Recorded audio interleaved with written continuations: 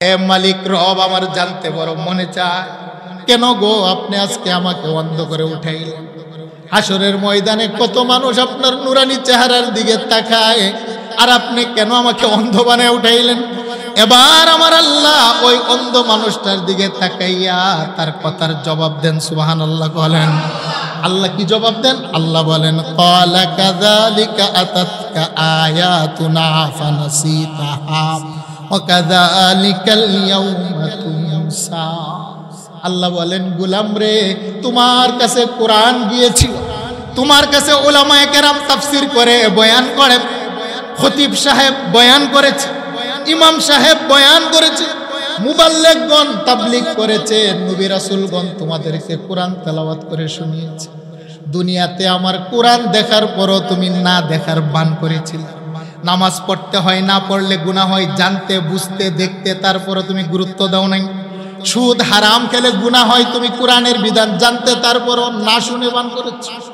তুমি জেনা, ব্যভিচার, রাহাজানি, জুলুম, অত্যাচার সবগুলো দেখেছো, বুঝেছো, বুঝেও না বুঝার বান করেছো।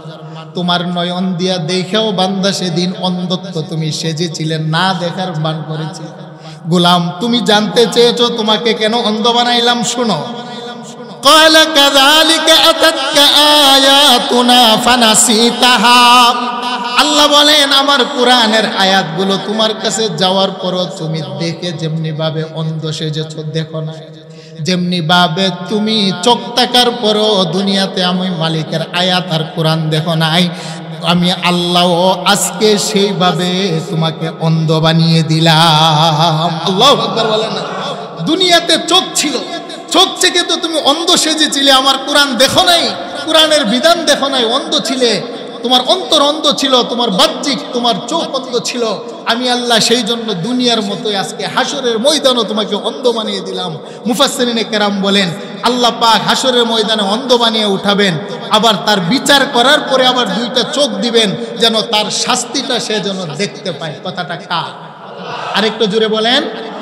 সেই জন্য আল্লাহ বলেন, ওয়ামান আ'রাদা আন যিকরি ফাইন্না লাহু মাঈশাতান দানকা ওয়া নাহশুরুহু ইয়াওমাল কিয়ামাতি আ'মা ক্বালা রাব্বি লিমা হাশারতানি আ'মা ওয়া ক্বাদ কুনতু বাসীরা।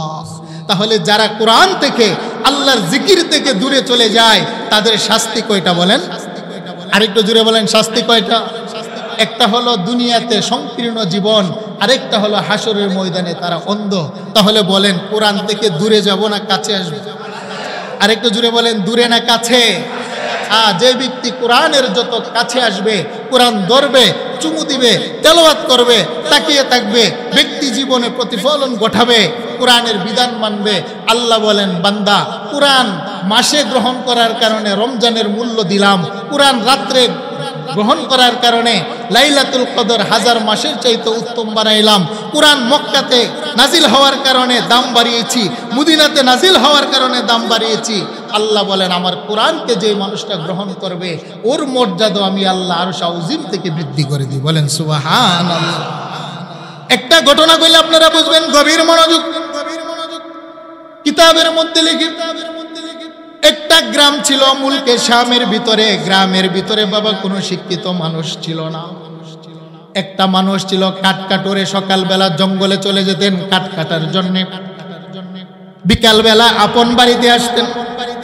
বাড়িতে এসে ঘরের থাক থেকে গিলাপ দিয়া পেছানো একটা ভয় নামাইয়া এটার দিকে তাকায় তাকায় কাঁদতেন। আল্লাহু আকবার বলেন। একদিন যায়, 2 দিন যায়, মাস যায়, বছর যায়, কাঠকাটুরি হঠাৎ আমার হাতে এটা দেখতে পাচ্ছেন, এটার নাম কি বলেন? সকলে বলেন, এটার নাম কি? মিসওয়াক। রাসূল সাল্লাল্লাহু আলাইহি ওয়াসাল্লামের গুরুত্বপূর্ণ একটি সুন্নত। সুবহানাল্লাহ বলেন না। এটা এমন একটা সুন্নাত, উমিরতু বিসওয়াক। আমার রাসূল বলছেন, উম্মত, আমাকে আল্লাহ পাক এই পরিমাণ মেসওয়াকের জন্য আদেশ করেছেন। আমার আশঙ্কা হচ্ছে না জানে মেসওয়াক করাটা আমার উপরে ফরজ হয়ে যায়। সুবহানাল্লাহ বলেন না। ক্বালা রাসূলুল্লাহ সাল্লাল্লাহু আলাইহি ওয়াসাল্লাম, আস-সাওয়াকু মাতাহরাতুল লিল ফামি মারদাতুল লির রাব্বি। মেসওয়াক হচ্ছে মুখ পরিষ্কারের মাধ্যম আরশের মালিকের রেজামন্দির কারণ। সুবহানাল্লাহ বলেন। মেসওয়াকের দ্বারা মুখ পরিষ্কার হয়, পবিত্র হয় এবং আমার আল্লাহ পাকের সন্তুষ্টি অর্জন হয়। আরবাউম মিন সুনানিল মুরসালিন আল হায়া আত-তাআত্তুর ওয়াস-সিওয়াক ওয়ান-নিকাহ। নবীদের চারটা জিনিস ছিল সুন্নত। একটা হলো লজ্জাশীলতা, আল হায়া। 2 নম্বর হলো তাআত্তুর, খুশবু ব্যবহার করা। 3 নম্বর হলো ওয়াস-সিওয়াক, মেসওয়াক করা। 4 নম্বর হলো আন-নিকাহ, বিবাহ করা। সুবহানাল্লাহ।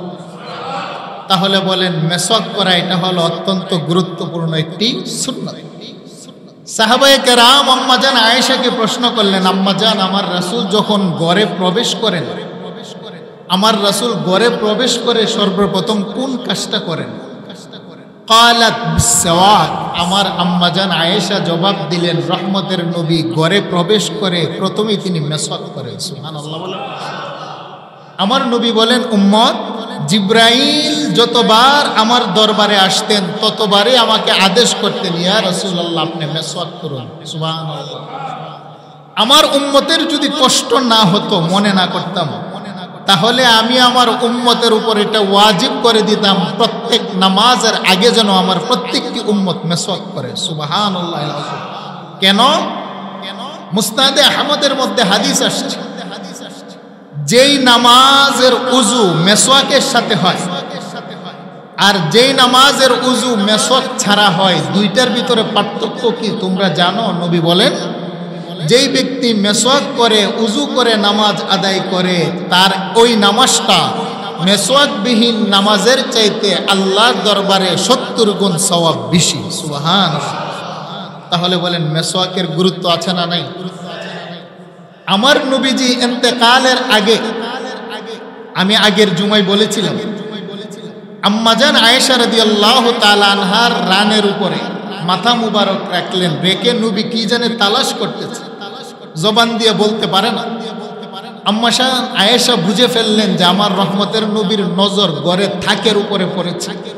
তিনি বললেন, ইয়া রাসূলুল্লাহ থাকের মধ্যে আপনার একটা মেসওয়াক আছে, আপনি কি মেসওয়াক তালাশ করছেন? আমার রাসূলের মাথা হেলালেন। আম্মাজান আয়েশা বলেন, মেসওয়াকের মাথাটা একটু শক্ত ছিল, আমি চিবিয়ে আমার হাত দিয়ে রহমতের নবীর জবান মুবারক দাঁতের উপরে একটু মেসওয়াক করে দিলাম। নবীজি একটু মুস্কি হাসি দিলেন। আমি মেসওয়াক করার পরে দেখলাম মেসওয়াকের মাথায় নবীজির লালা মুবারক লেগে আছে, সেই লালা থেকে মেশক আম্বরের খুশবু আসে। আমি আয়েশার পানি দিয়ে দৌত করি নাই, নবীজির বরকত নেওয়ার জন্যে নবীর লালা মিশ্রিত মেসওয়াক আমি আয়েশাও আমার দাঁতের ভিতরে ঘষে নিলাম। আল্লাহর কসম করে বলি কি আমার মৃত্যু পর্যন্ত নবীজির মেসওয়াকের লালা আমার জবানে লাগার কারণে আমি আয়েশার জবান থেকে মেশক আম্বরের খুশবু বের হতো। তাহলে নবীজির শেষ সময় তিনি করেছেন যেটা, সেটার নাম কি জুড়ে বলেন? মেসওয়াক। এই মেসওয়াক হলো সুন্নতে রাসূল। আমরা সকলে মেসওয়াকের আমলটা করব তো ইনশাআল্লাহ? আরেকটু জুড়ে বলেন, আমরা করব তো ইনশাআল্লাহ? ব্রাশ করেন, পরিষ্কার করেন, ঔষধ ব্যবহার করেন, অসুবিধা নাই, কিন্তু ব্রাশের মাধ্যমে সুন্নত আদায় হবে না। সুন্নত আদায় হবে একমাত্র গাছের ঢাল মেসওয়াকের মাধ্যমে।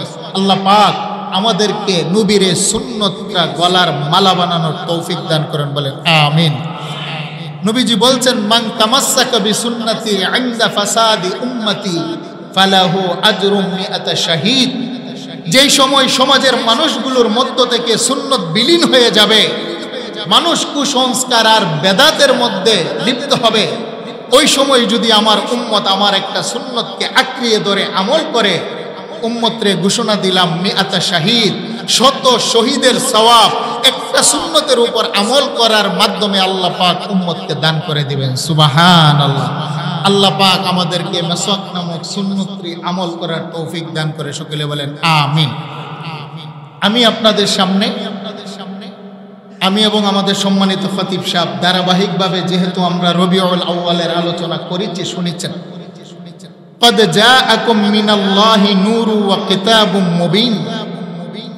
আল্লাহ সুবহানাহু ওয়া তাআলা যেমনি ভাবে এই মাস বিশ্ব মানবতার মুক্তির জন্য আমার রাসূলকে দুনিয়াতে প্রেরণ করেছেন, সাথে সাথে মানব জাতির জন্য আল্লাহ পাক 30 পারা কোরআনও দিয়েছেন। সুবহানাল্লাহ বলেন। রাসূল সংক্রান্ত বিষয় নিয়ে আমরা আলোচনা করেছি, রাসূলের জন্ম, শৈশব, কৈশোর।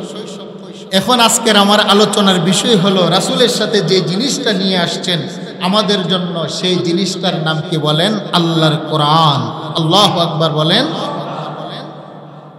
খায়রুল কালামি কালামুল্লাহ, পৃথিবীর শ্রেষ্ঠ কথা হলো আল্লাহর কোরআন। পৃথিবীর কোনো লেখক, দার্শনিক কিতাব লেখার পরে এই কথা বলতে পারবে না যে আমার কিতাবের মধ্যে কোনো ভুল নেই, কিন্তু আল্লাহ সুবহানাহু ওয়া তাআলা তিনার এই কিতাবের ব্যাপারে আল্লাহ বলেন, যালিকাল কিতাবু লা রাইবা ফিহি শাক্কা ফিহি। সমগ্র পৃথিবীর মানুষের কাছে আল্লাহ পাক একটা চ্যালেঞ্জ ছুড়ে দিলেন, আমার কিতাবের জবর, জের, নক্তা, এমনকি হরফ কোনো কিছুর মধ্যে ভুল নাই।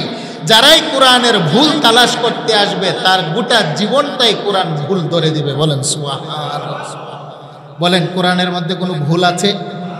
আর একটু জুড়ে বলেন আছে? মক্কাতে যখন রাসূলুল্লাহ কোরআনের দাওয়াত দিতে আরম্ভ করলেন, মক্কার কাফেরেরা বলতে লাগলো যে মুহাম্মদ রাত্রের বেলা কবিতা বানায়, দিনের বেলা আমাদের কাছে পাঠ করে। আমার রাসূল শোনার পরে আল্লাহ বললেন, বন্ধু হে, আপনি তাদের সাথে চ্যালেঞ্জ ছুড়ে দেন যে আপনার মতো যেন তারা একটি আয়াত অথবা 2টি সূরা বা একটি সূরা যেন তারা লিপিবদ্ধ করে নিয়ে আসে। আমার রাসূলকে আল্লাহ পাক আদেশ দিলেন, কুরআনুল কারীমের সবচাইতে ছোট সূরা, সূরাটার নাম কি সবাই বলেন? সূরাতুল কাউসার।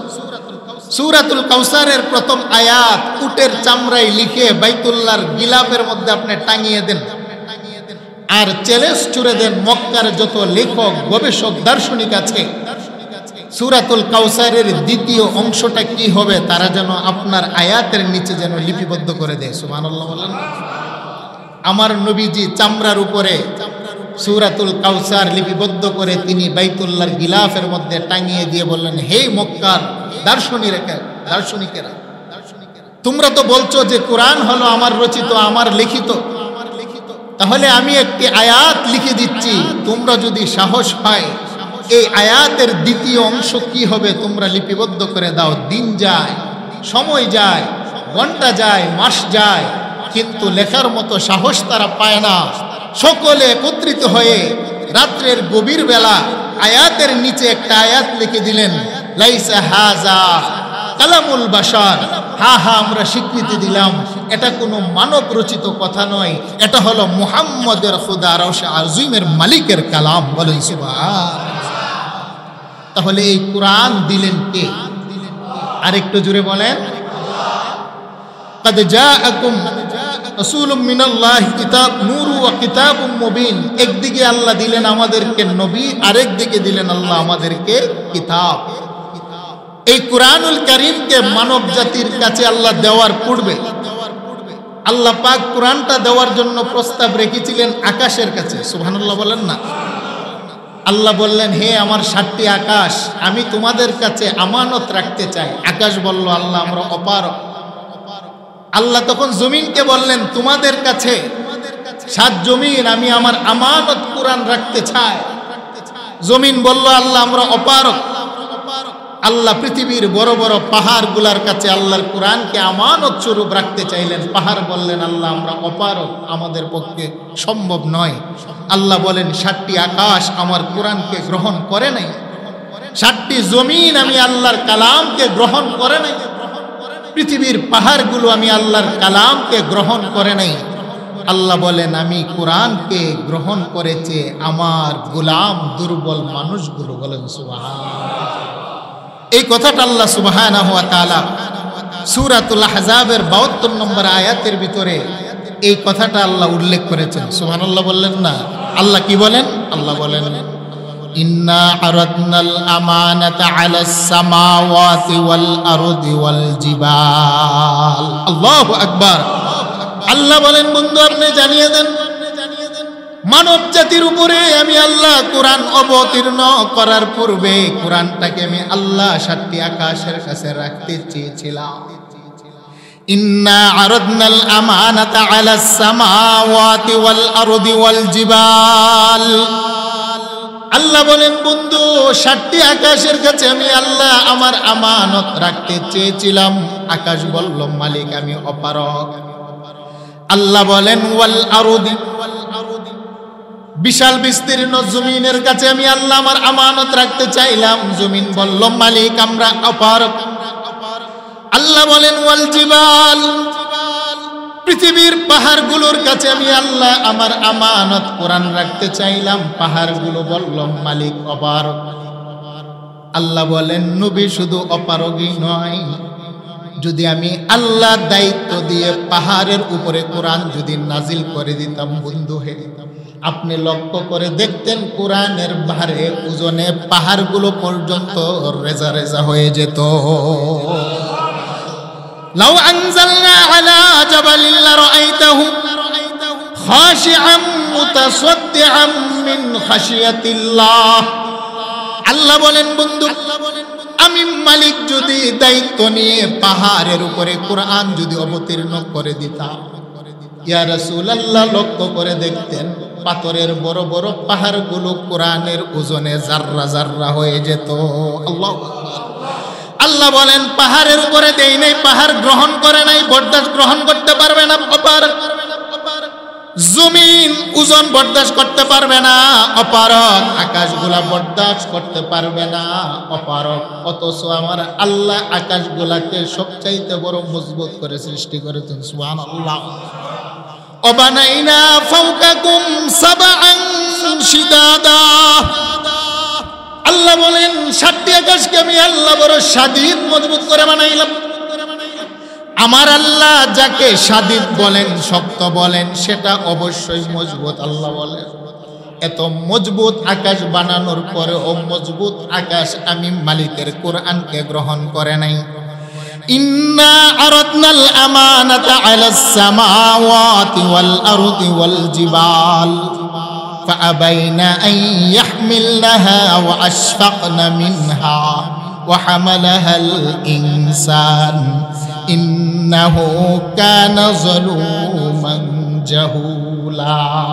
الله বলেন কথাটা কার?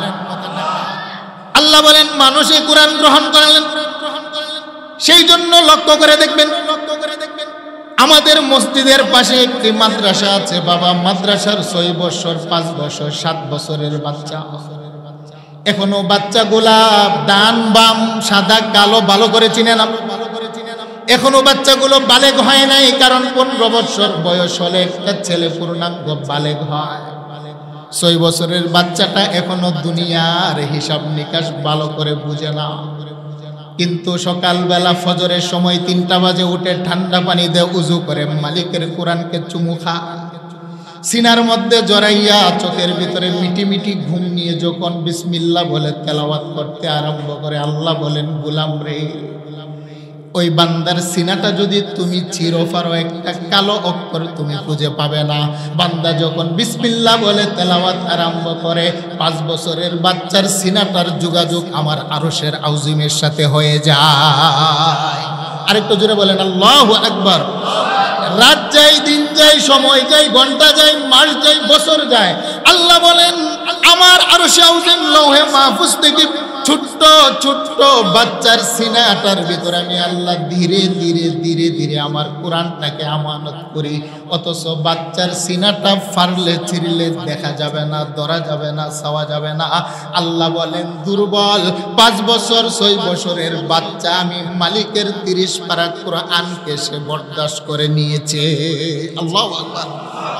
অথচ পাহাড় আমার কোরআনকে গ্রহণ করে নাই, জমিন আমার কোরআনকে গ্রহণ করে নাই, 7টি আকাশ আমার কোরআনকে গ্রহণ করে নাই। দুর্বল বাচ্চা মানুষগুলো আমি মালিকের কোরআনকে গ্রহণ করে নিয়েছি।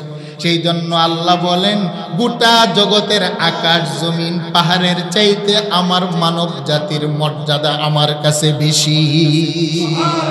আরেকটু জোরে বলেন আল্লাহু আকবার। এই কথাটা আল্লাহ বলেন ইন্না আরাদনাল আমানাতা আলাস সামাওয়াতি ওয়াল আরদি ওয়াল জিবাল فأبين أن يحملنها وأشفقن منها وحملها الإنسان إنه كان ظلوما جهولا। আল্লাহ বলেন মানুষ বড় জাহেল, সে জানে এই আমানত বড় কঠিন, তারপরও নিজে জেনে বুঝে নিজের কাঁধে এত বড় ওজনটা সে গ্রহণ করে নিয়েছে। বলেন না সুবহানাল্লাহ। আদম আলাইহিস সালাতু ওয়াস সালামের মর্যাদা ফেরেশতার চাইতেও বেশি। সাইয়্যিদানা আদম পয়গম্বর মানুষ, মানুষের মর্যাদা নূরের তৈরি ফেরেশতা জিবরাইলের চাইতেও বেশি। কারণ কি? মুফাসসিরিনে বলেন উল্লেখযোগ্য একটা কারণ হলো আসমানি ইলম। আসমানি ইলম আদমের সিনাতে আমার আল্লাহ ঢুকিয়েছেন, সেই জন্য ইলমের কারণে নূরের তৈরি ফেরেশতাদেরকে দিয়ে আমার আল্লাহ মানুষকে সেজদা করিয়েছেন। আল্লাহু আকবার। তাহলে বলেন আদমের মর্যাদা কিসের কারণে? ইলমের কারণে। বলেন কিসের কারণে? ইলম, আসমানি ইলমের কারণে। আর মানুষের মর্যাদা বেশি, যার কারণে আল্লাহ পাক নূরের তৈরি ফেরেশতাদেরকে দিয়ে মাটির তৈরি আদমকে সেজদা করিয়েছেন।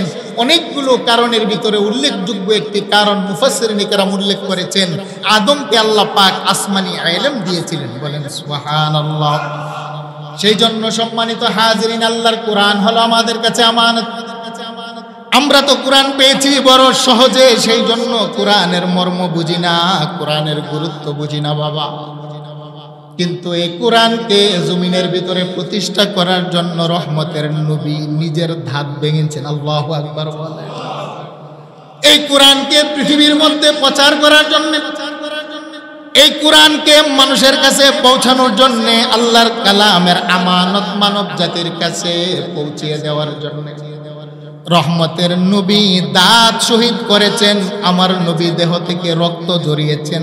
নিজের জন্মভিটা মক্কা ছেড়ে তিনি মদিনাতে গিয়েছেন। আল্লাহু আকবার। একমাত্র এই কোরআনের আমানত মানব জাতির কাছে পৌঁছানোর জন্য গভীর মনোযোগ। রহমতের নবীর উপর যখন আল্লাহ পাকে আমানত দিলেন, আল্লাহ পাক আমানত দিয়ে বললেন, বন্ধু হে, কোরআনের দাওয়াত আপনি দিতে আরম্ভ করুন, মানুষের কাছে কোরআন পৌঁছিয়ে দেন। আমার রাসূলের ছোটবেলা শৈশবকাল কেটেছে তায়েফ। আমার নবী কোরআন নিয়ে তায়েফে গেলেন। মনে মনে বড় তামান্না ছিল তায়েফের মানুষগুলো আল্লাহর কালামকে গ্রহণ করবে। আমার নবীর সাথে কাউকে নেয় না। রহমতের নবী কোরআনের দাওয়াত নিয়ে মা হালিমাতুস সাদিয়ার এলাকা তায়েফ নগরীতে গেলেন। তায়েফের কাফেররা নবীর আল্লাহর আমানত কোরআনুল কারীমের দাওয়াত গ্রহণ করে নাই, বরং ৩ কোনা বিশিষ্ট পাথর দিয়ে তায়েফের যুবকগুলাকে রাস্তার দুই পাশে দাঁড় করিয়ে দিয়ে বললেন, শোনো রে, এই রাস্তা দিয়া বিন্দিসে একটা পাগল আসবে, যখনই দেখবে তার দেহের ভিতরে তোমরা পাথর নিক্ষেপ করবে। নাউজুবিল্লাহ বলেন। রহমতের নবী আল্লাহর কোরআন নিয়ে তায়েফে গেলেন। নবীর মনে বড় তামান্না, তায়েফের মানুষগুলো যাদের সাথে তিনার কৈশোর কেটেছে মনে হয় কোরআন গ্রহণ করবে। আল্লাহর নবী তায়েফের সর্দারদের কাছে দাওয়াত নিয়ে গেলেন, দাওয়াত গ্রহণ করলেন না। রহমতের নবী সকাল যায় বিকাল যায়, দিনের পরে দিন যায়, তায়েফের অলিতে গলিতে আমার নবী কোরআনের দাওয়াত দেন, কেউ শুনে না, কেউ গ্রহণ করে না। আমার নবীকে তায়েফের যুবকেরা দুই পাশ থেকে দাঁড়িয়ে ৩ কোনা বিশিষ্ট পাথর দিয়ে নবীকে আঘাত করে। পাথরগুলো মসৃণ ছিল না, কারণ মসৃণ পাথর দিয়ে যদি কাউকে আঘাত করা হয় শরীর থেতলে যায়, কিন্তু বাবা ফাটে না, কাটে না। মক্কার কাফেরেরা ৩ কোনা বিশিষ্ট ধারালো পাথর দিলেন যুবকদের হাতে। হে যুবকেরা, যখনই দেখবে মুহাম্মদ নামে একজন পাগল রাস্তা দিয়ে হেঁটে যায়, পাথর দিয়ে তাকে রক্তাক্ত করবে। বলেন নাউজুবিল্লাহ। যেই নবীর দেহে মুবারকের ভিতরে আমার আল্লাহ মশা মাছি বসা হারাম করলেন, যেই নবীর দেহের ভিতরে রাত্রের বেলা নবী ঘুমাতে গেলে মশাও বসে না, দিনের বেলা মাছিও আসে। রহমতের নবী সুন্দর নুরানি জামা পয়রা তায়েফে গিয়েছিলেন। তায়েফের যুবকেরা ৩ কোনা বিশিষ্ট পাথর দিয়ে যখন রহমতের নবীর দেহে মুবারকের মধ্যে ঢিল ছুঁড়ে, কিতাবের মধ্যে লেখে আমার রাসূলের জামা চিরে, নবীর চামড়া চিরে ফিনকি দিয়ে নুরানি রক্ত বের হয়। আল্লাহু আকবার। রক্ত বের হতে হতে নবী একবার ডানে যায়, আরেকবার বামে যায়, আবার পিছনে যায়, আবার সামনে যায়। না রে না, সেদিন তায়েফের ময়দানে রহমতের নবীকে আশ্রয় দেওয়ার মতো কেউ ছিল না। তায়েববাসীদের বাড়ি ছিল, ঘর ছিল, বাগান ছিল, জমি ছিল, বংশ ছিল, পাওয়ার ছিল, কিন্তু রহমতের নবী আমার তিনাকে সেদিন কেউ আশ্রয় দেয় নাই। নবীর দেহ থেকে রক্ত ঝরে, আমার নবীর রক্ত যেতে যেতে আমার নবী আর হাঁটতে পারে না, বড় ক্লান্ত হয়ে একটা গাছের নিচে হেলান দিয়ে বসলেন। আল্লাহু আকবার বলেন। জিবরাইল আমার রাসূলের কাছে আসলেন, পাহাড়ের ফেরেশতা নিয়ে বলেন, আসসালাতু ওয়াসসালামু আলাইকা ইয়া রাসূলুল্লাহ, হে রহমতের নবী, আপনার দেহ মুবারক থেকে তায়েফের কাফেররা কোরআনের জন্য রক্ত ঝরিয়েছে। ইয়া রাসূলুল্লাহ, ইয়া হাবিবাল্লাহ, আপনার দেহে মুবারকের নুরানি রক্ত যদি তায়েফের মাটিতে পড়ে যায় গো নবী, আল্লাহর কসম তায়েফটাকে আমার আল্লাহ তামা বানিয়ে দিবেন। আল্লাহু আকবার। ইয়া রাসূলুল্লাহ, ইয়া হাবিবাল্লাহ, আকাশের ফেরেশতা কোনোদিন কান্না করে নাই। সৃষ্টির পর থেকে নিয়ে পর্যন্ত দুইবার আকাশের ফেরেশতা কেঁদেছে। একবার কেঁদেছিল বাবা ইব্রাহিম যখন ইসমাইলকে মিনার প্রান্তরে ছুরি চালাচ্ছিলেন, সেদিন আকাশের ফেরেশতারা কান্না করেছে। আজকে আকাশের ফেরেশতারা আপনি নবীর জন্য কান্না করে, কারণ তায়েফের মানুষের মনে যদিও মায়া নাই, আকাশের নূরের ফেরেশতা আপনার দেহের রক্ত দেখে বরদাস্ত করতে পারে না। আল্লাহু আকবার।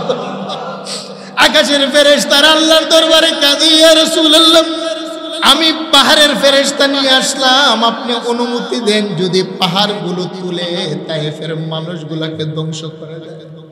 আমার নবী জিব্রাইলের দিকে তাকিয়ে বলেন, জিব্রাইল, আমার যদি কথা বলার অপশন থাকে তবে আমার পক্ষ থেকে জবাব নাও। আল্লাহুম্মা গফির লিকাওমি ফাইন্নাহুম লা ইয়ালামুন, আমার জাতি আমাকে চিনে নাই, বুঝে নাই, আমি আমার জাতিকে ক্ষমা করে দিয়েছি, আমার আরশের মালিককেও বলো তিনিও যেন ক্ষমা করে দেয়। আরেকটু জোরে বলেন আল্লাহু আকবার। আল্লাহ কথাটা বললেন, ইন্না আরাদনাল আমানাতা আলাস সামাওয়াতি ওয়াল আরদি ওয়াল জিবাল। আল্লাহ বলেন, ইয়া রাসূলুল্লাহ, ইয়া হাবিবাল্লাহ, এই কুরআন আকাশের কাছে দিতে চাইলাম, আকাশ গ্রহণ করে নাই, পাহাড়ের কাছে দিয়েছে দুর্বল মানুষ। আল্লাহু আকবার। আমার নবীজি কোরআনের দাওয়াত নিয়ে তায়েফে গেলেন। নবী বললেন, জিব্রাইল, আল্লাহুম্মা হদি কওমি ফাইন্নাহুম লা ইয়ালামুন, আল্লাহকে বলো জাতিগুলাকে যেন হেদায়েত দিয়ে দেয়। সুবহানাল্লাহ। আমার নবীর দেহ থেকে রক্ত ঝরতে আরম্ভ করলো, নবী আর হাঁটতে পারেন না। একটি আঙুরের বাগানের পাশে রহমতের নবী একটি গাছের সাথে হেলান দিয়ে বসলেন, দেহটা বড় ক্লান্ত। আমার নবীজির একজন বড় দুশমন, তার নাম হলো উতবা। উতবা, সাইবা, আবু জাহেল, আবুল আহাব নবীর বংশের মানুষ, কিন্তু নবীর চরম দুশমন। উতবার আঙুরের বাগানের পাশে আমার রাসূল একটা গাছের মধ্যে হেলান দিয়ে বসলেন। আমার রাসূল বড় ক্লান্ত, পিপাসা। সমস্ত তায়েফের মানুষগুলা আমার নবীকে দেখে কিন্তু কেউ এক গ্লাস পানি দেয় না। উতবা যদিও নবীর বংশের মানুষ, কিন্তু কট্টর কাফের। আমার নবী যে বাগানের পাশে হেলান দিয়ে বসে আছে, সেই বাগানের মালিক হলো উতবা নামক কাফের। সেদিন আমার রাসূলের রক্তাক্ত দেহ দেখে উতবার মনের ভিতরে সেদিন বাবা মায়া চলে আসে। উতবা তার বাগানের মালিক গোলামকে ডেকে বলে, হে গোলাম, ওই যে বাগানের পাশে একটা যুবক বসে আছে, যুবকটা বড় ভালো রে, এক পেয়ালা আঙুর তোকে দেই, আঙুরটা নিয়ে যুবকটাকে দে, যেন যুবকটা খেয়ে তার জীবনটা রক্ষা করে। আল্লাহু আকবার, আল্লাহু আকবার। নবীজির দুশমন উতবার মনে সেদিন মায়া চলে আসে। গোলাম বলে, মনিব, আপনি গেলেই তো পারেন। মনিব বলে, না, এই ছেলেটার কাছে আমি যাব না, তবে তোমাকে এক পেয়ালা আঙুর দিয়ে পাঠাইলাম, তুমি দিয়ে এসো। উতবা বাগান থেকে পাকা এক পেয়ালা আঙুর পেরে একটা বর্তনের মধ্যে দিয়ে বাগানের মালিক গোলামকে নবীর কাছে পাঠাইলেন। বাগানের গোলাম মুহাম্মদুর রাসূলুল্লাহর সামনে গিয়ে বলেন, হে যুবক, কে গো তুমি? কোথায় তোমার পরিচয়? কোথায় তোমার বাড়ি? এক পেয়ালা আঙুর আমার বাগানের মালিক তোমাকে হাদিয়া দিয়েছে, তুমি গ্রহণ করো। তোমার দেহ থেকে যেইভাবে রক্ত ঝরছে, মনে হয় তুমি বাঁচবে না। হে যুবক, আঙুর তোমাকে হাদিয়া দিলাম, কয়েকটি আঙুর সেখান থেকে ভক্ষণ করো, শক্তি পাবে। আমার নবীর দেহের ভিতরে বড় পিপাসা, ক্লান্ত, ক্ষুধার্ত। আমার নবী এক টুকরা আঙ্গুর নিয়ে বিসমিল্লাহ বলে যখন জবানের ভিতরে দিলেন, গোলাম নবীজির হাতের মধ্যে ধরলেন। আল্লাহু আকবার বলেন। গোলাম বলে, যুবক শোনো, এই বাগানের আশপাশে অনেক পথিক যায়, মুসাফির যায়, বহু মুসাফিরকে জীবনে আমি আঙ্গুর খাইয়েছি, কিন্তু আজ পর্যন্ত কোনো মুসাফির আঙ্গুর খাওয়ার সময় বিসমিল্লাহ বলে না। হে যুবক, তুমি বিসমিল্লাহ কোথায় থেকে পেলে? তোমার পরিচয় কি? আমার নবী দিনার পরিচয়টা গোপন রেখে বলে তুমি কে, তোমার পরিচয় দাও। সুবহানাল্লাহ বলেন না। তুমি কিভাবে বিসমিল্লাহর সাথে পরিচয়? তুমি কিভাবে জানো বিসমিল্লাহ এটা আল্লাহর কালাম? তোমার পরিচয় দাও। যুবকটা বলে, শুনো, আমি হলাম এই আঙ্গুরের বাগানের একজন গোলাম। আমার বাড়ি হলো মাত্তা নামক শহরে। আমার নবী বলেন, ওই শহরের ভিতরে আমার একজন ভাই আছে, ইউনুস পয়গম্বর। সুবহানাল্লাহ বলেন। ওই শহরের ভিতরে ইউনুস পয়গম্বর নামক একজন পয়গম্বর আগমন ঘটেছিল। তিনি আমার ভাই আর গোলাম। তুমি যেহেতু আমার পরিচয় জানতে চেয়েছো, শুনো রে, ইউনুস একজন নবী, আমার ভাই, আমিও নবী, আমার নাম হলো মুহাম্মদ। সুবহানাল্লাহ বলেন। এবার গোলাম আর বুঝতে বাকি নাই, গোলাম আমার রাসূলের হাত ধরে কপালের মধ্যে একটা চুমু দিলেন। সুবহানাল্লাহ বলেন। আমার নবী বলেন, গোলাম রে, তুমি কেন আমার কপালে চুমু খাইলে? গোলামটা বলে, মুহাম্মদ, আমি পূর্বের কিতাবের মধ্যে পড়েছি তায়েফের মধ্যে মুহাম্মদ আসবে কালেমার দাওয়াত নিয়ে। আপনি যদি মুহাম্মদ হয়ে থাকেন, আমি আপনাকে চিনেছি, আপনি অবশ্যই আল্লাহর রাসূল। তবে আর বিলম্ব করবেন না, আমি গোলামও আপনার অপেক্ষায় ছিলাম, আমাকে কালেমা পড়িয়ে মুসলমান বানিয়ে দেন। লা ইলাহা ইল্লাল্লাহু মুহাম্মাদুর রাসূলুল্লাহ সাল্লাল্লাহু আলাইহি ওয়াসাল্লাম। গোলাম আমার রাসূলের কপালের মধ্যে চুমু খায়। উতবা দূর থেকে তাকিয়ে দেখে, উতবা এবার ডাকতে আরম্ভ করলেন, গোলাম, এই ছেলেটার সাথে তোমার কিসের এত কথা? এই ছেলেটা হলো পাগল, মক্কা থেকে আসছে, তুমি অতি দ্রুত আমার কাছে চলে আসো। গোলাম বলে, মনিব বেয়াদবি মাফ করবেন, আপনি যখন আঙ্গুর দিয়ে পাঠাচ্ছিলেন তখন বললেন গোলামটা বড় চরিত্রবান, ভালো, আবার এখন আপনি কেন বলছেন গোলামটা পাগল? গোলাম বলে, মনিব, আমার চিনতে আর বাকি নাই, তিনি কোনো পাগল না। লাইসা হাযা ওয়াজহুকাল কাযযাব, এত সুন্দর চেহারা কোনোদিন পাগলের হইতে পারে না। আল্লাহু আকবার। একটু জিকির করেন, লা ইলাহা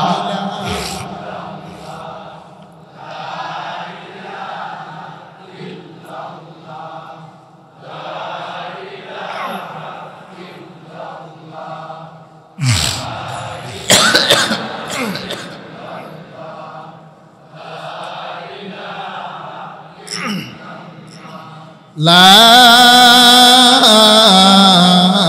ইলাহা ইল্লাল্লাহু মুহাম্মাদুর রাসূলুল্লাহ সাল্লাল্লাহু আলাইহি ওয়াসাল্লাম। আল্লাহ বলেন, ইন্না আরাদনাল আমানাতা আলাস সামাওয়াতি ওয়াল আরদি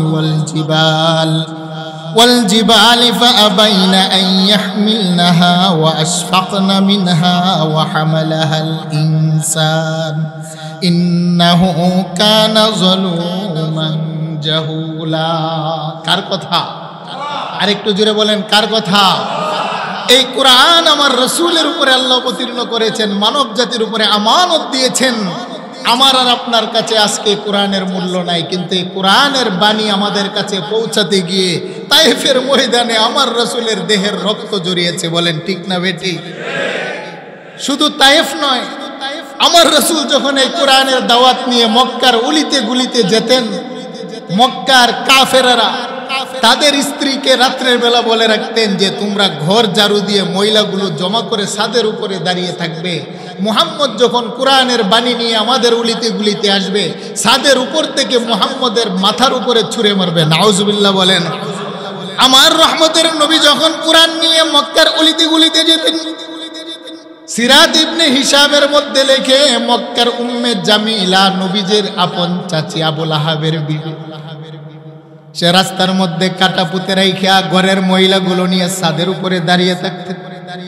রহমতের নবী রাস্তা দিয়ে যাওয়ার সময় যখন পায়ের মধ্যে কাটা বিঁধত, তারা মুস্কি মুস্কি হাসত।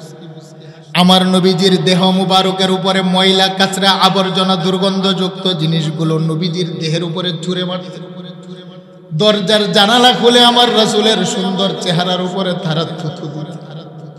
আমার রহমতের নবী বাইতুল্লাহর চত্বরে সেজদায় পড়ে আমার আল্লাহকে ডাকে বলতেন, মালিক হে, তুমি না আমাকে এত ভালোবাসো, তুমি না আমাকে মাহবুব বানাইলা, আমার নামের উপরে তুমি না গোটা জগৎটাকে সাজাই, তুমি না পৃথিবীর সবচাইতে সুন্দর আর আকর্ষণীয় চেহারা দিয়ে তুমি মালিক আমাকে বানাইলা। আজকে আমার আপন চাচি এ দরজার ফাঁকা দিয়ে আমাকে থুতু দেই, বড় কষ্ট লাগে। আল্লাহ বলেন, বন্ধু ধৈর্য ধরেন, এমন একটা সময় আসবে মক্কার হাজার হাজার কাফের আপনার কোরআনের পতাকা তলে আশ্রয় নিবে।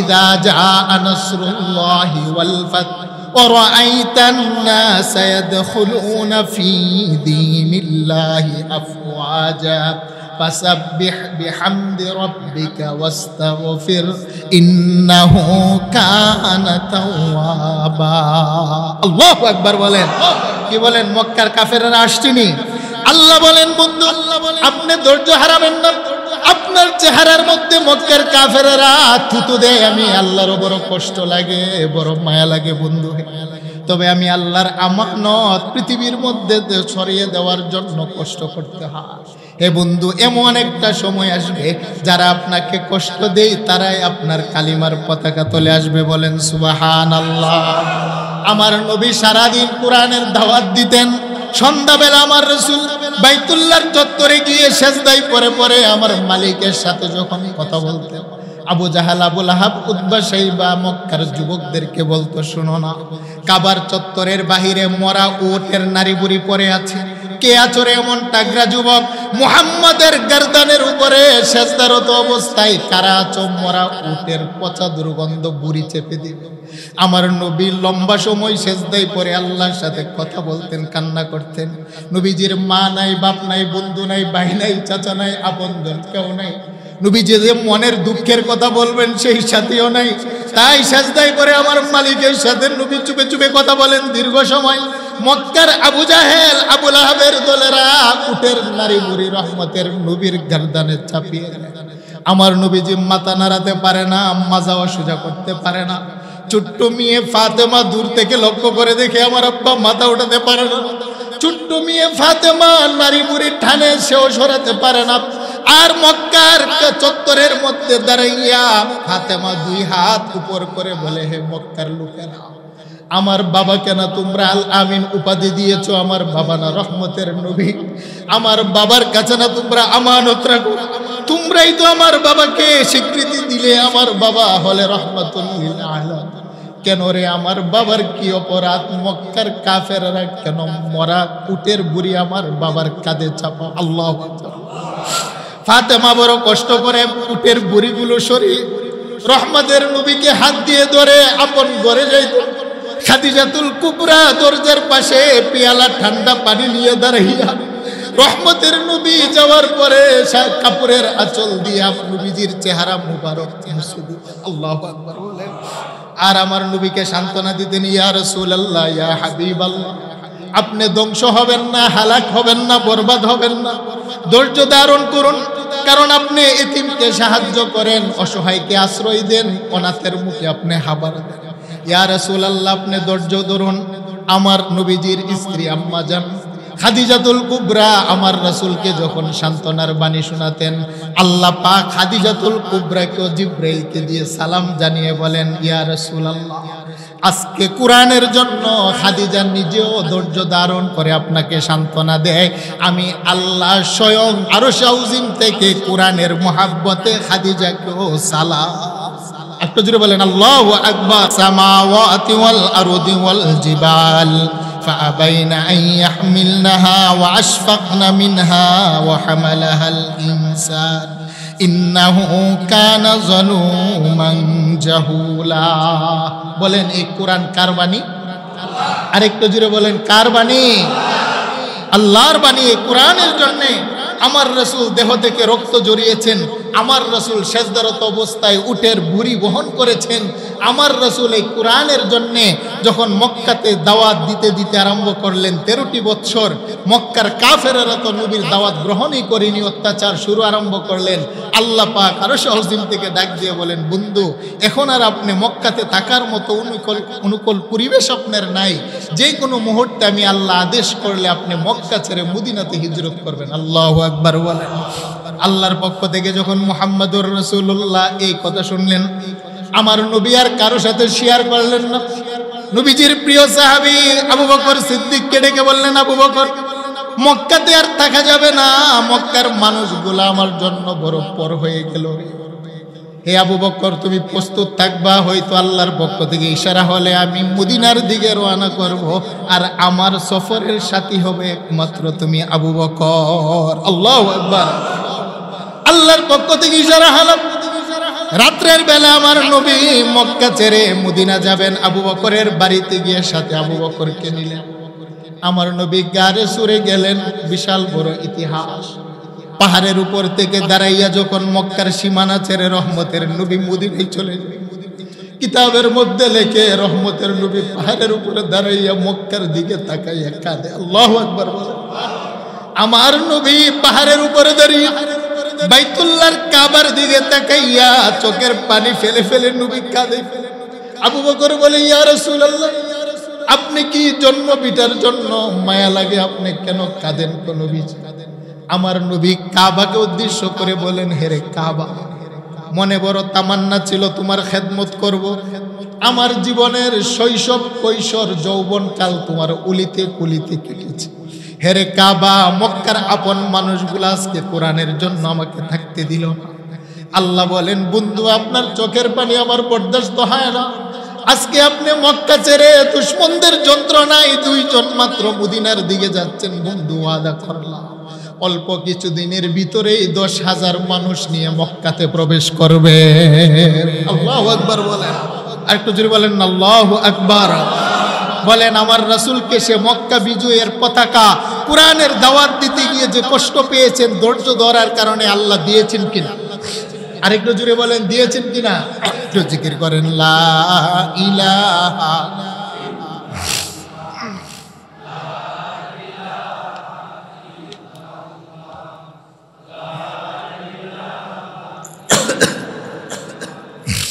লা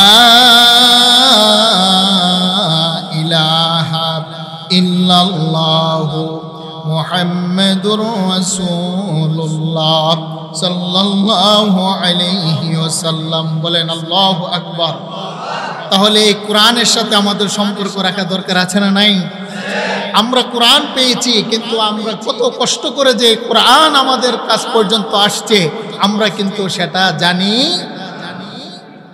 আমাদের বাংলাদেশ উলিদের মাধ্যমে আমরা ইসলাম পেয়েছি, কি বলেন ঠিক না বেঠিক? এই বাংলার জমিনে সরাসরি কোনো নবী আসে নাই। এই বাংলার জমিনে সরাসরি কোনো সাহাবী এসে দাওয়াত দেয় নাই। ইতিহাসে পাওয়া যায় সাহাবায়ে কেরাম চীন দেশে যাওয়ার সময় চট্টগ্রামে অবস্থান করেছিলেন, কিন্তু কোনো সাহাবীর মাজার বাংলাদেশে নাই, কোনো নবী রাসূল বাংলাদেশে সরাসরি আসে নাই। বাংলাতে আমরা কালেমার দাওয়াত পেয়েছি, আমাদের বাপ দাদারা কোরআন পেয়েছে, নামাজ পেয়েছে, দাড়ি পেয়েছে, টুপি পেয়েছে, ইসলামী তাহজিব তামাদ্দুম পেয়েছি উলিয়া উলিয়ার মাধ্যমে। বলেন ঠিক না বেঠিক? শুধু ইয়ামেন থেকে শাহজালাল মুজাররদে রহমতুল্লাহি আলাইহি ইয়ামিনী 360 সাথীবর্গদেরকে নিয়ে সিলেটে আসতেন, সেখান থেকে সারা বাংলাদেশে কালেমার দাওয়াত পৌঁছিয়েছেন। মুজাররদ বলা হয় অবিবাহিত, তিনার বাড়ি বাংলাতে নয়, শাহজালাল রহমতুল্লাহি আলাইহির বাড়ি হলো ইয়ামেন। আল্লাহর কালামের দাওয়াত নিয়ে ইয়ামেন থেকে বাংলাতে আসতেন।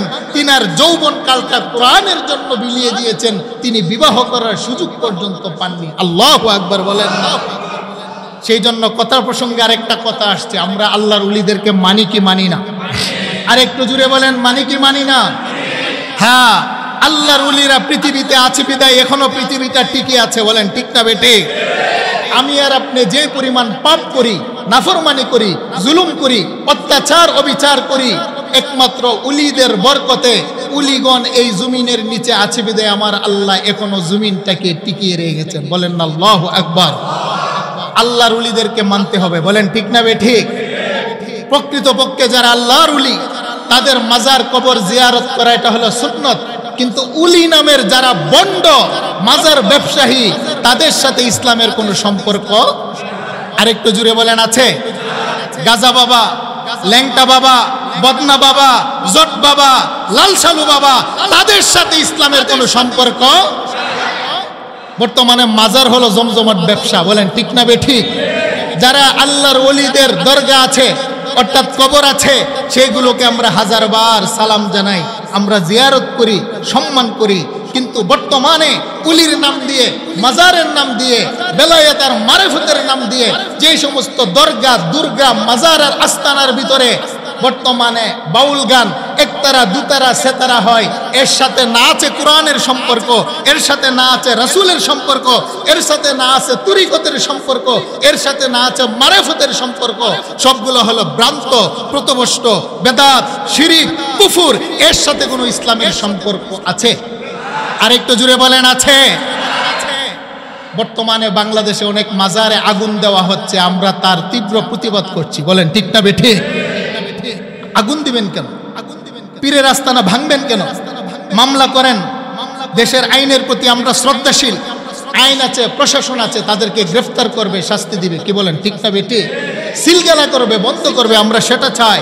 যে সমস্ত মাজারে দরবারে পীর আর মারিফতের নাম দিয়ে মানুষের ঈমান চুরি করা হয়, সাধারণ মানুষের ঈমান নষ্ট করা হয়, সেজদা নেই, নারী পুরুষের অবাধ বিচরণ হয়, সেই সমস্ত মাজারের তালিকা করে প্রশাসনের হাতে দেন, সিলগালা করা হবে, আদালতে নেওয়া হবে, মামলা হবে, বন্ধ করা হবে।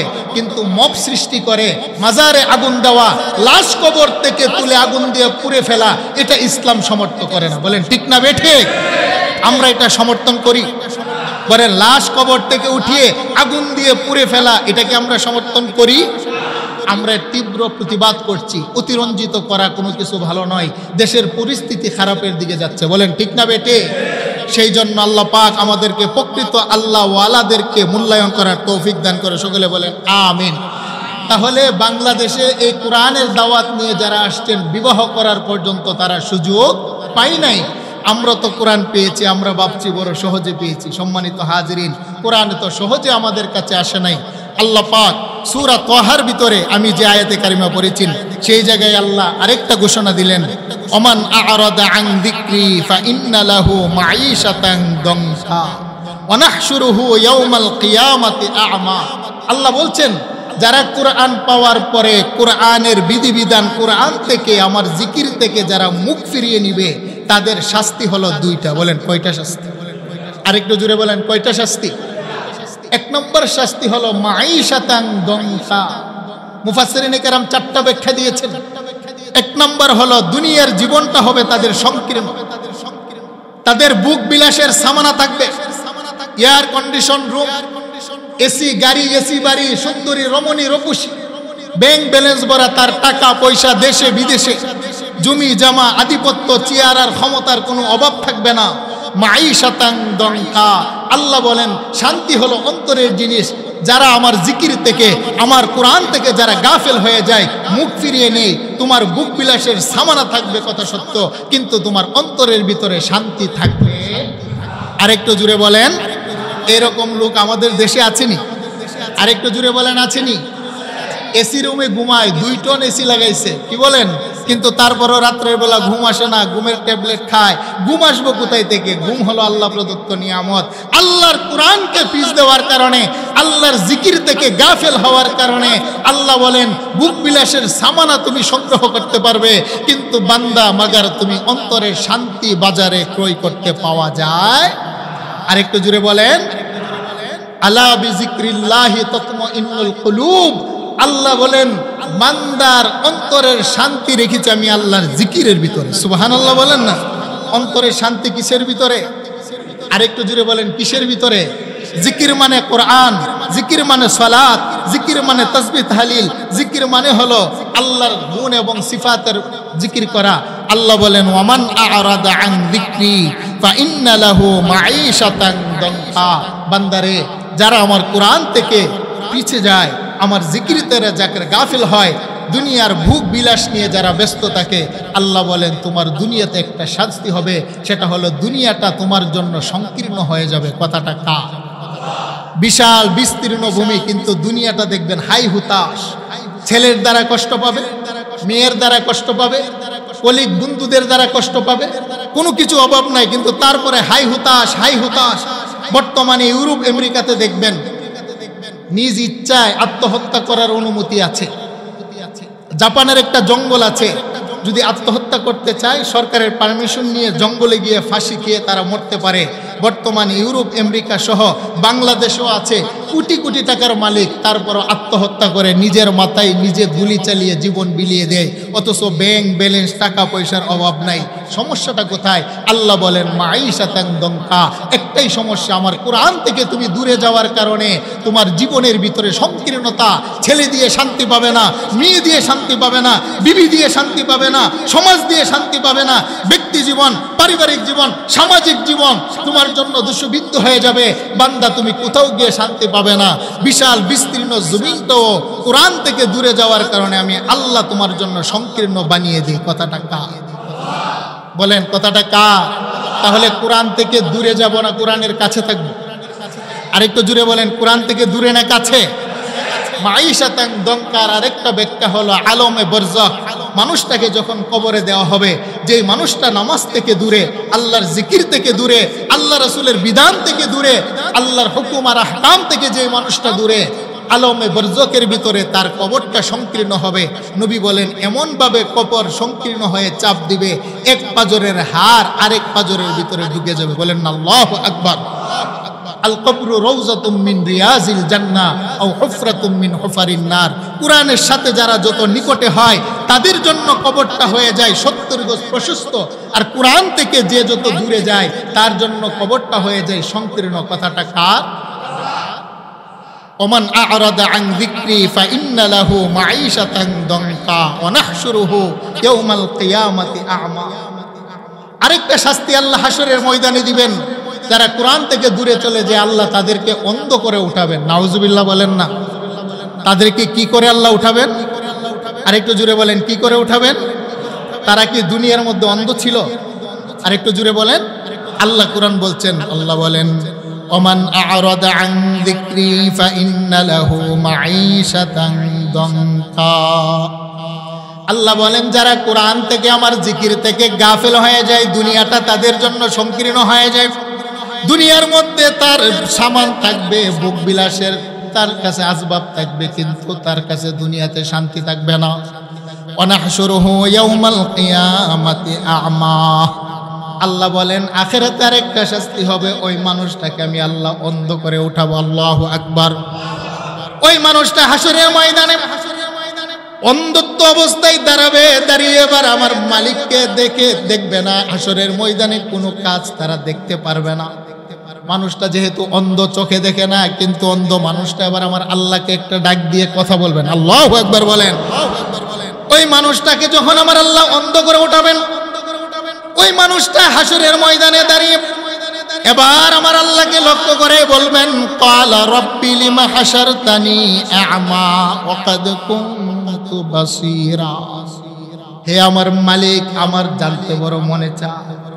দুনিয়াতে আমি তো অন্ধ ছিলাম না, দুনিয়াতে আমি তো চক্ষুষ্মান ছিলাম, আমার দুইটা নয়ন ছিল, আমি তো দুনিয়াতে দুই নয়ন ভরে গোটা জগৎটাকে দেখতাম। যেদিন মালাকুল মউত আজরাইল আমার রূহ বের করে সেদিনও আমি দুই নয়নে দুনিয়াটা দেখেছি।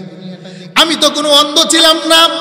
ক্বালা রাব্বি লিমা হাশারতানি আ'মা ওয়া ক্বাদ কুনতু বাসীরা। মালিক একটু বলেন না কোন অপরাধের কারণে আপনি আমাকে আজকে অন্ধ করে উঠাইলেন? আল্লাহু আকবার বলেন। হে মালিক রব, আমার জানতে বড় মনে চায়, কেন গো আপনি আজকে আমাকে অন্ধ করে উঠাইলেন? হাসরের ময়দানে কত মানুষ আপনার নুরানি চেহারার দিকে তাকায়, আর আপনি কেন আমাকে অন্ধ বানায় উঠাইলেন? এবার আমার আল্লাহ ওই অন্ধ মানুষটার দিকে তাকাইয়া তার কথার জবাব দেন। সুবহানাল্লাহ বলেন।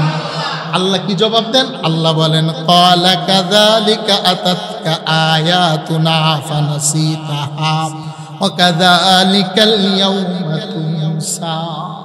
আল্লাহ বলেন গোলাম রে, তোমার কাছে কোরআন গিয়েছিল, তোমার কাছে উলামায়ে কেরাম তাফসীর করে বয়ান করে, খতিব সাহেব বয়ান করেছে, ইমাম সাহেব বয়ান করেছে, মুবাল্লিগগণ তাবলীগ করেছে, নবী রাসূলগণ তোমাদেরকে কোরআন তেলাওয়াত করে শুনিয়েছে। দুনিয়াতে আমার কোরআন দেখার পরও তুমি না দেখার ভান করেছিলে। নামাজ পড়তে হয়, না পড়লে গুনাহ হয়, জানতে বুঝতে দেখতে, তারপরও তুমি গুরুত্ব দাও নাই। সুদ হারাম খেলে গুনাহ হয়, তুমি কোরআনের বিধান জানতে তারপরও না শুনে ভান করেছ। তুমি জেনা, ব্যভিচার, রাহাজানি, জুলুম, অত্যাচার সবগুলো দেখেছো, বুঝেছো, বুঝেও না বুঝার ভান করেছো। তোমার নয়ন দিয়া দেখেও বান্দা সেদিন অন্ধত্ব তুমি সেজেছিলে, না দেখার ভান করেছিলে। গোলাম, তুমি জানতে চেয়েছো তোমাকে কেন অন্ধ বানাইলাম? শোনো, قال كذلك أتتك آياتنا فنسيتها। আল্লাহ বলেন আমার কোরআনের আয়াতগুলো তোমার কাছে যাওয়ার পরও তুমি দেখে যেমনি ভাবে অন্ধ সেজেছো, দেখো না। যেমনি ভাবে তুমি চোখ তাকার পরও দুনিয়াতে আমি মালিকের আয়াত আর কোরআন দেখো নাই, আমি আল্লাহ আজকে সেইভাবে তোমাকে অন্ধ বানিয়ে দিলাম। আল্লাহু আকবার বলেন না। দুনিয়াতে চোখ ছিল, চোখ থেকে তো তুমি অন্ধ সেজেছিলে, আমার কোরআন দেখো নাই, কোরআনের বিধান দেখো নাই, অন্ধ ছিলে, তোমার অন্তর অন্ধ ছিল, তোমার বাহ্যিক তোমার চোখ অন্ধ ছিল। আমি আল্লাহ সেই জন্য দুনিয়ার মতোই আজকে হাসরের ময়দানও তোমাকে অন্ধ বানিয়ে দিলাম। মুফাসসিরিনে কেরাম বলেন আল্লাহ পাক হাসরের ময়দানে অন্ধ বানিয়ে উঠাবেন, আবার তার বিচার করার পরে আবার দুইটা চোখ দিবেন, যেন তার শাস্তিটা সে যেন দেখতে পায়। কথাটা কার? আরেকটু জোরে বলেন। সেই জন্য আল্লাহ বলেন ওয়ামান আ'রাদা আন যিকরি ফাইন্না লাহু মাঈশাতান দানকা ওয়া নাহশুরুহু ইয়াওমাল কিয়ামাতি আ'মা ক্বালা রাব্বি লিমা হাশারতানি আ'মা ওয়া ক্বাদ কুনতু বাসীরা।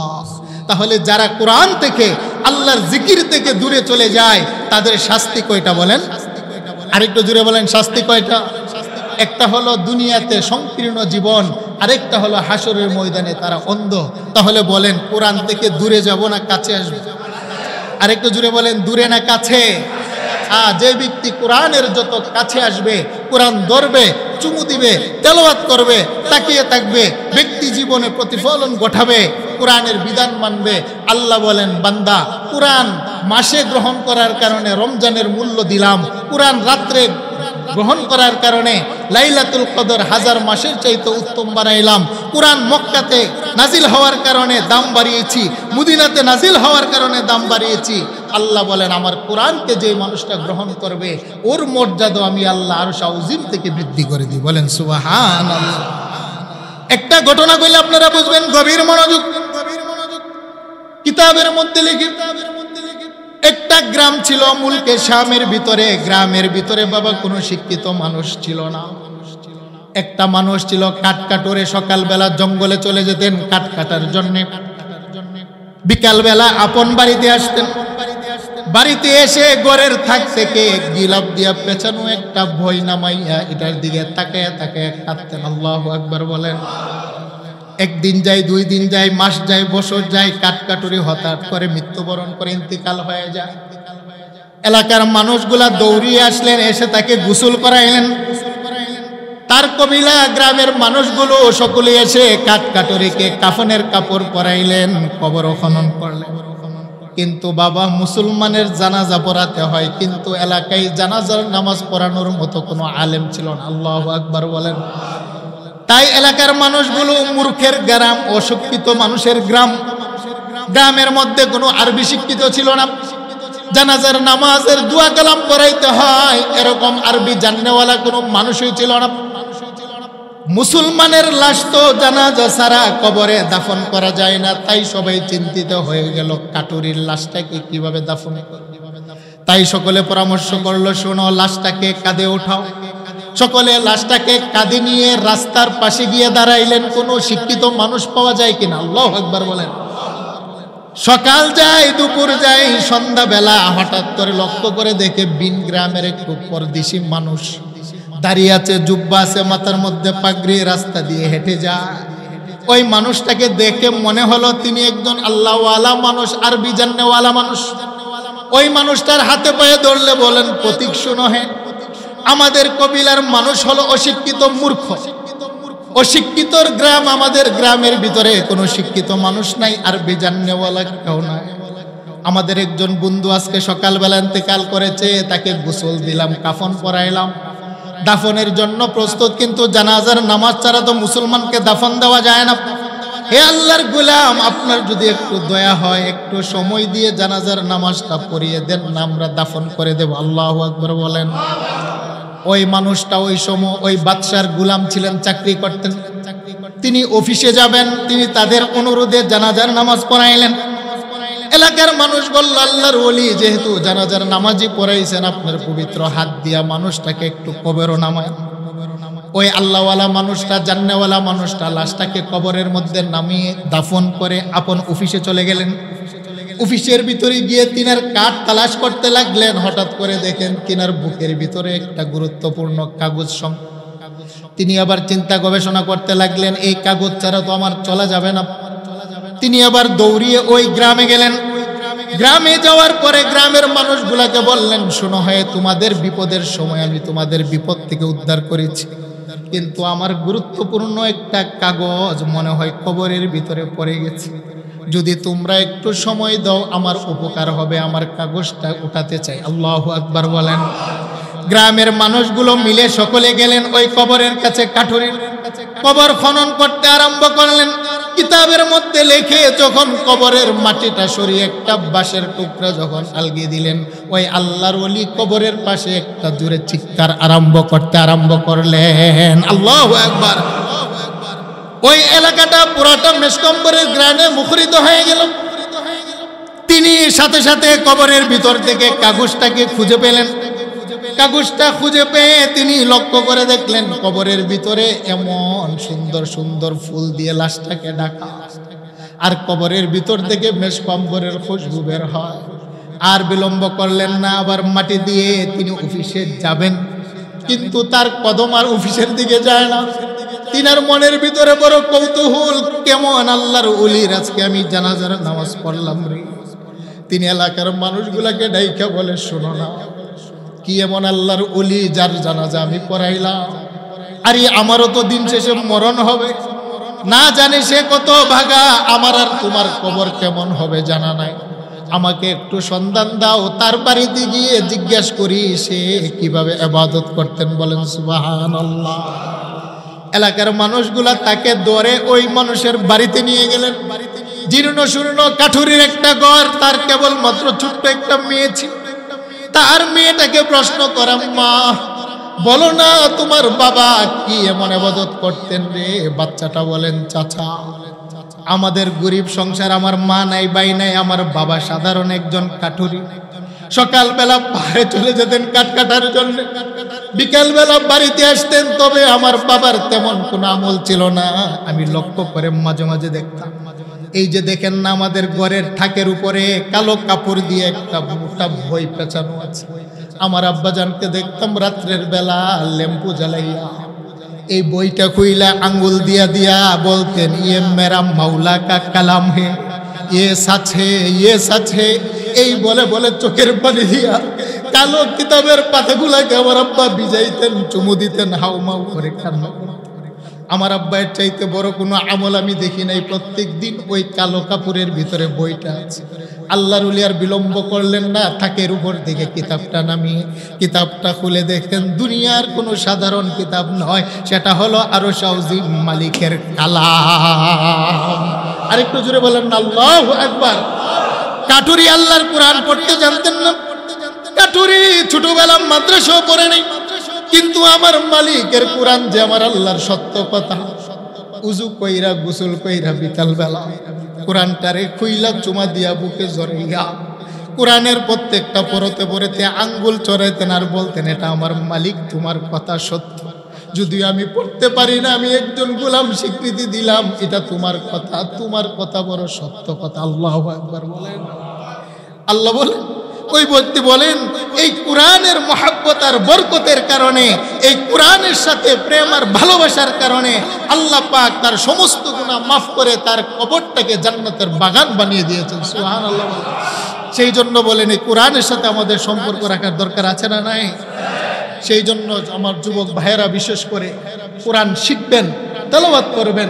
বাবা যারা আছেন কোরআন শরীফ যদি আপনারা শিখার চেষ্টা করবেন, যদি না পারেন কোরআনটা খুইলা চুমা দিবেন, বুকে লাগাইবেন, আর মালিকের এই কোরআনটা ধরে আলিফ বা মিম নুন একটা একটা হরফ যদি উচ্চারণ করেন, এই কোরআন সুপারিশ করে আপনাকে আল্লাহর জান্নাতে পৌঁছে দিবে। সুবহানাল্লাহ। বলে একটা হাদিস শুনাই, আসিয়াম ওয়াল কোরআন ইয়াশফাআনি লিল আবদি, রমজানের রোজা বান্দার জন্য সুপারিশ করবেন। এই 30 পারা কোরআনকে আমার আল্লাহ একটা দেহ দিবেন, 30 পারা কোরআনকে আমার আল্লাহ জবান দিবেন।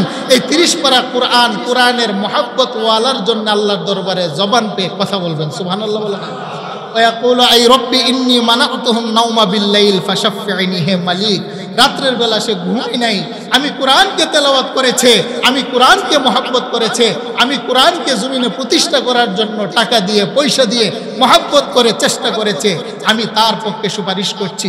আমার রাসূল বলেন কোরআনের সুপারিশে কোরআনওয়ালাকে আমার আল্লাহ মাফ করে জান্নাতে পৌঁছায় দেবেন। সুবহানাল্লাহ। সেই জন্য আমাদের সন্তানগুলাকে সকালবেলা মক্তবে পাঠাবো তো ইনশাআল্লাহ। আরেকটু জুড়ে বলেন পাঠাবো তো ইনশাআল্লাহ। সন্তানগুলাকে মক্তবে দিবেন। যারা কোরআন পড়তে পারেন না, দাওয়াতে তাবলিগে যাবেন, গেলে কমসে কম 4টা 6টা 8টা 10টা সূরা শিখানো হয়। কি বলেন, ঠিক না? সেই জন্য সম্মানিত হাজিরিন, আমাদের বড় আফসোস, আগে রাস্তা দিয়ে হাঁটলে সকালবেলা মা বোনদের কোরআনের তেলাওয়াতের আওয়াজ শোনা যেত, কিন্তু বর্তমানে সেটা আর শোনা যায় না। কি বলেন, আছে না নাই? এখন কি আর সেই তেলাওয়াত আছে? সেই তেলাওয়াত কিন্তু এখন আর ঘর থেকে ভেসে আসে না। আমাদের ঘরের কোরআনগুলোর মধ্যে মরিচিকা অর্থাৎ উপরে ধুলবালু পড়েছে, থাকের ভিতরে যে রেখেছি, মাসের পরে মাস যায়, বছরের পরে বছর যায়, তারপরেও কিন্তু আল্লাহর কালামকে আমরা খুলি না, ধরি না, তেলাওয়াত করি না। আল্লাহ পাক আমাদের সকলকে আল্লাহর কালামের সাথে মহব্বত রাখার তৌফিক দান করে। সকলে বলেন আমিন। মুসলিম শরীফের একখানা হাদিস, ইয়াশফাউ ইয়াউমাল কিয়ামাতি সালাস, আল আম্বিয়া সুম্মাল উলামা সুম্মা শুহাদা। 3 শ্রেণীর মানুষ আল্লাহর দরবারে সুপারিশ করবেন। এর ভিতরে নবীগণ সুপারিশ করবেন উম্মতের জন্য, উলামায়ে কেরাম কোরআনে হাফেজগণ সুপারিশ করবেন তার আপনজন পাড়া প্রতিবেশী রুজিং মাস্টারদের জন্য। সুবহানাল্লাহ। সেই জন্য যারা কোরআনের ছাত্র আছে, মাদ্রাসার ছাত্র আছে, হক্কানি রব্বানি উলামায়ে কেরাম আছে, তাদের সাথে সম্পর্ক রাখবেন, মহব্বত রাখবেন, রুজিং রাখবেন। দিনী প্রতিষ্ঠান যেখানেই থাকুক না কেন এগুলোর সাথে সম্পৃক্ত রাখবেন। মসজিদ মাদ্রাসার সাথে একটা নিজের টাকা দিয়ে পয়সা দিয়ে একটা সম্পৃক্ত থাকার জন্য চেষ্টা করবেন। বান্দার কোন ইবাদতে আল্লাহ মাফ করে বলা যায়? আর একটু জুড়ে বলেন, বলা যায়? একজন নারী, বুখারীর একটা বর্ণনা, শেষ করে দিচ্ছি, বুখারী শরীফে আছে, একজন নারী টাকার বিনিময়ে দেহ ব্যবসা করতেন। বলেন কিসের ব্যবসা? ইমাম বুখারী আলাইহির রাহমা 6 লক্ষ হাদিস থেকে বাছাই করে উল্লেখ করলেন বুখারী শরীফে, একজন নারী টাকার বিনিময়ে দেহ ব্যবসা করতেন। মরুর প্রান্তরে তার দেহ বিলিয়ে দিয়ে নাপাক অবস্থায় দেহ দিয়ে তিনি চলে যাচ্ছেন মরুর প্রান্তরে।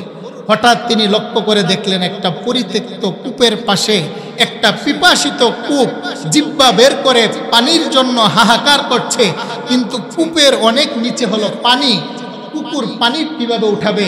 তাই নারী চিন্তা করলেন, সারা জীবন পরপুরুষের কাছে আমি টাকার বিনিময়ে আমার দেহ বিলিয়েছি, আমি আজকে কেন দেহের কাপড় খুলতে পারবো না? পায়ের মোজা খুললেন, তার দেহের জামা খুললেন, মোজাটার মধ্যে তার উড়না পেঁচিয়ে কূপের মধ্যে ফেললেন।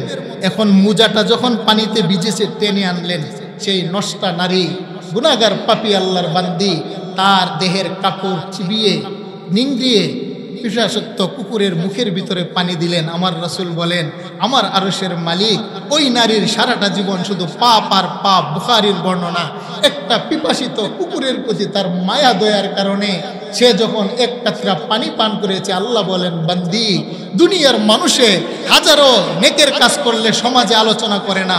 যদি একটা যুবক একটা পাপ করে সমাজের রন্ধ্রে রন্ধ্রে বসে সমালোচনা করে। দুনিয়ার মানুষে ভালো কাজের প্রশংসা করে না, মন্দ কাজ করলে সমালোচনা করে।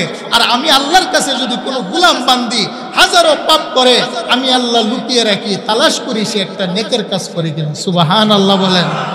আমার নবী বলেন, তার জীবনে পাপ আর পাপ। এত নাফরমান একটা নষ্টা নারী দেহ ব্যবসা করে, কিন্তু একটা পিপাসিত